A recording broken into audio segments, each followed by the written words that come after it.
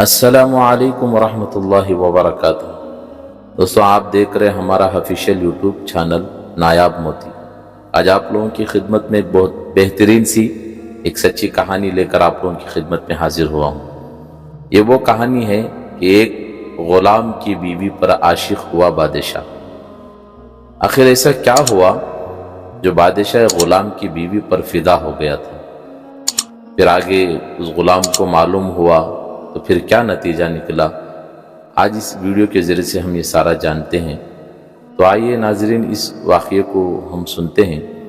تو اگر آپ ہمارے چینل میں نئے ہیں تو ضرور سبسکرائب کیجئے گا اور لائک اور شیئر کرنا نہ بھولیے گا۔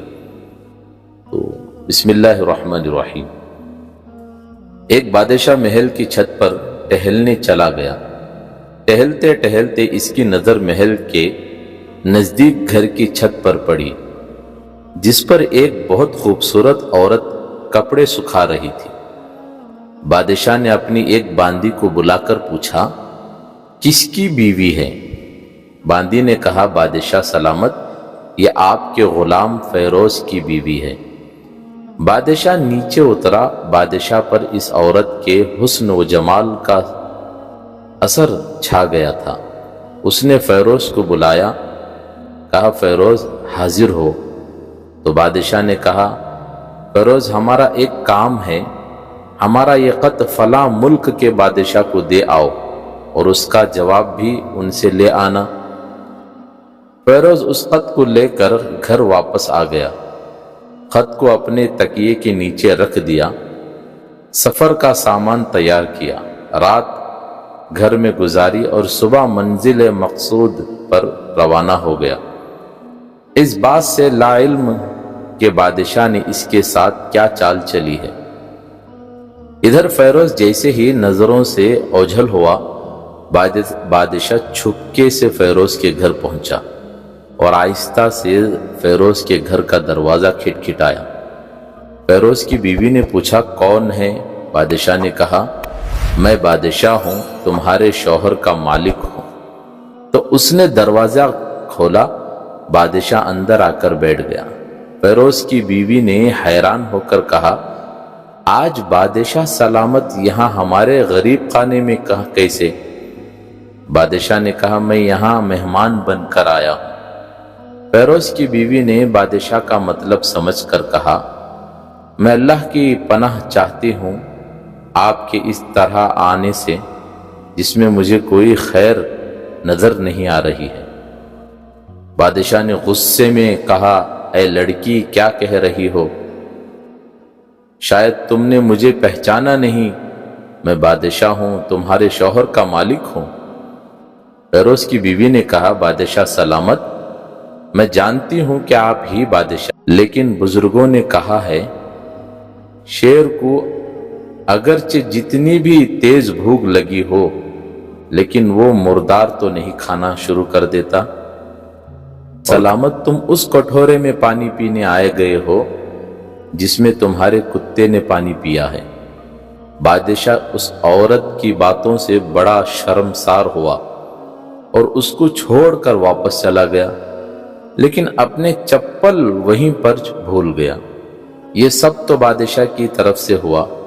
اب فیروز کو آدھے راستے میں یاد آیا کہ جو خط بادشاہ نے اسے دیا تھا وہ تو گھر پر ہی چھوڑ گیا ہے۔ اس نے گھوڑے کو تیزی سے واپس موڑا اور اپنے گھر کی طرف لپکا۔ فیروز اپنے گھر پہنچا تو تکیے کے نیچے سے خط نکالتے وقت اس کی نظر پلنگ کے نیچے پڑی، جہاں بادشاہ کے نال یعنی چپل پڑی ہوئی تھی۔ جلدی میں بادشاہ وہاں بھول کر چلا گیا تھا۔ فیروز کا سر چکرا گیا اور وہ سمجھ گیا کہ بادشاہ نے اس کو سفر پر صرف اس لیے بھیجا تھا کہ وہ اپنا مطلب پورا کر سکے۔ فیروز کسی کو کچھ بتائے بغیر چپ چاپ گھر سے نکلا۔ خط لے کر وہ چل پڑا اور کام ختم کرنے کے بعد بادشاہ کے پاس واپس آیا تو بادشاہ نے انعام کے طور پر اس سے 100 دینار دیے۔ فیروز دینار لے کر بازار گیا اور عورتوں کے استعمال کے قیمتی کپڑے اور کچھ تحفے بھی خریدے۔ گھر پہنچ کر بیوی کو سلام کیا اور کہا چلو تمہارے میکے چلتے ہیں۔ بیوی نے پوچھا یہ کیا ہے؟ کہا بادشاہ نے انعام دیے ہیں اور میں چاہتا ہوں کہ یہ پہن کر اپنے گھر والوں کو بھی دکھا آؤ۔ بیوی جیسے آپ چاہو۔ بیوی تیار ہوئی اور اپنے والدین کے گھر اپنے شوہر کے ساتھ روانہ ہوئی۔ داماد اور بیٹی اور ان کے لائے گئے تحفوں کو دیکھ کر وہ لوگ بہت خوش ہوئے۔ فیروز بیوی کو چھوڑ کر واپس آ گیا اور 1 مہینے گزر گئے کہ باوجود نہ بیوی کا پوچھا اور نہ اس کو واپس بلا لایا۔ پھر کچھ دن بعد اس کے سالے اس سے ملنے آئے اور اس سے پوچھا فیروز آپ ہمیں ہماری بہن سے غصہ اور ناراضگی کی وجہ بتائیں یا پھر ہم آپ کو قاضی کے پاس لے جائیں گے۔ تو اس نے کہا اگر تم چاہو تو کر لو، لیکن میرے ذمے اس کا ایسا کوئی حق باقی نہیں ہے جو میں نے ادا نہ کیا ہو۔ وہ لوگ اپنا کسی قاضی کے پاس لے گئے تو قاضی نے فیروز کو بلایا۔ قاضی اس وقت بادشاہ کے پاس بیٹھا ہوا تھا۔ لڑکی کے بھائیوں نے کہا واللہ بادشاہ سلامت اور قاضی کو قائم دائم رکھیں۔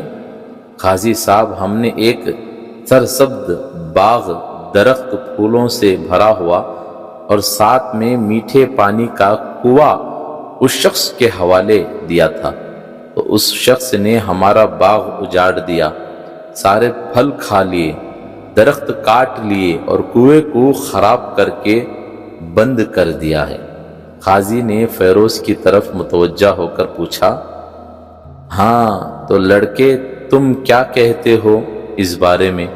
فیروز نے کہا قاضی صاحب جو باغ مجھے دیا گیا تھا وہ اس سے بہتر حالت میں نے انہیں واپس کیا ہے۔ قاضی نے پوچھا کیا اس نے باغ تمہارے حوالے واپس ویسے ہی اور اچھی حالت میں واپس کر دیا جیسے بتا رہا ہے؟ انہوں نے کہا کہ ہاں ویسے ہی حالت میں واپس کیا ہے، لیکن ہم اس سے باغ واپس کرنے کی وجہ پوچھنا چاہتے ہیں۔ باغ کا مطلب ہے بہن، یعنی فیروز کی بیوی۔ قاضی نے کہا ہاں فیروز تم کیا کہنا چاہتے ہو اس بارے میں؟ فیروز نے کہا قاضی صاحب میں باغ کسی بغض یا نفرت کی وجہ سے نہیں چھوڑا، بلکہ اس لیے چھوڑا کہ ایک دن میں باغ میں آیا، شیر کے پنجوں کے نشان دیکھے تو مجھے خوف ہوا کہ شیر مجھے کھا جائے گا، اس لیے شیر کے اکرام کی وجہ سے میں نے باغ میں جانا بند کر دیا۔ بادشاہ جو ٹیک لگا کر یہ سب کچھ سن رہا تھا اور اٹھ کر بیٹھ گیا اور کہا فیروز اپنے باغ کی طرف امن اور اطمینان ہو کر جاؤ، واللہ اس میں کوئی شک نہیں کہ شیر تمہارے باغ میں آیا تھا، لیکن وہ وہاں پر نہ تو کوئی اثر چھوڑ سکا، نہ کوئی پتہ چھوڑ سکا اور نہ ہی کوئی پھل کھا سکا۔ وہ وہاں پر تھوڑی دیر رہا اور مایوس ہو کر لوٹ گیا، اور خدا کی قسم میں نے کبھی تمہارے جیسے باغ کے گرد لگی مضبوط دیواریں نہیں دیکھی۔ تو فیروز اپنے گھر لوٹ آیا اور اپنی بیوی کو بھی واپس لے آیا۔ نہ تو قاضی کو پتہ چلا اور نہ ہی کسی اور کو ماجرا کا پتہ چلا، نہ بھائیوں کو پتہ چلا، نہ اہل خانہ کو پتہ چلا، نہ کسی اور کو پتہ چلا۔ یہ راز صرف بیوی اور فیروز اور بادشاہ کے درمیان میں ہی رہا۔ کیا خوب بہتر ہے اپنے اہل خانہ کے راز چھپا لینا چاہیے کہ لوگوں کو بتاتے پھرنا چاہیے، اپنے گھروں کے بھید کسی پر ظاہر نہ ہونے دو۔ یہ بہت ہی آج ہمارے معاشرے میں ہو رہا ہے کہ ہم اپنے گھروں کے راز ذرا سی بات پر پڑوسوں میں، دوست احباب میں فوراً کھول دیتے ہیں۔ ایسا بالکل نہیں کرنا چاہیے، ہم اپنے گھر کے راز اپنے اندر رکھنا چاہیے۔ تو ناظرین اس واقعے سے ہم سب کو بہت بہترین سبق ملا ہے۔ اتنا بڑا حادثہ ہونے کے باوجود بھی اس شوہر نے جو فیروز نے جو حکمت اختیار کی ہے، ہم سب کو ایسی حکمتیں اختیار کرنی چاہیے۔ ہر کام میں جلد بازی کر کے دھوکہ نہیں کھانا چاہیے، عقل سے، صبر سے اور حکمت سے کام کرنا چاہیے۔ اللہ پاک سے دعا ہے اللہ مجھے اور آپ کو ان باتوں پر عمل صالحہ کی توفیق عطا فرمائے۔ مزید اصلاحی باتوں کے لیے ہمارے چینل کو لائک اور شیئر کیجیے گا۔ السلام علیکم ورحمۃ اللہ وبرکاتہ۔